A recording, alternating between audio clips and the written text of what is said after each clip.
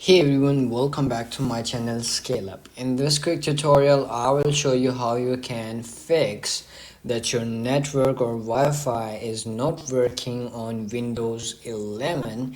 To do this, I will show you some steps to fix this issue.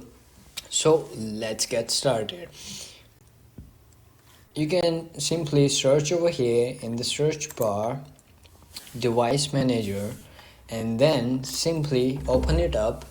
And once you open this, you have to simply search over here network adapters. So as you can see over here, this option over here, network adapters, so you have to do is simply click on this arrow, and then you have to simply do is update all these apps, all these plugins. You have to simply update all these and simply click on update driver. So you can simply update all these drivers from here. So it's gonna be work and it's gonna be used no internet or like that. So you have to simply update this. It's gonna be like update locally, and that's it.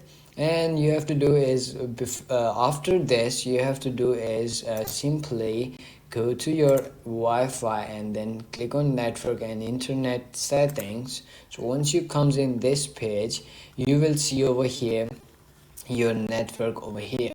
So you have to do is click on properties, or like you can simply click on network troubleshoot to diagnose and fix network problem. It's going to be fix all the problems that you are facing right now, and it's going to be fixed. And then you can simply replug or restart your PC and also restart your router to connect with your PC or laptop. It's going to be connected, and now the next step, you can simply use your internet on browsing or like that. So you can simply use that. So if you found this video helpful, don't forget to like my video, subscribe my channel Scale Up, and also drop me a comment for more tips and tricks videos. Thanks for watching. See you in the next video. Have a nice day. Bye bye.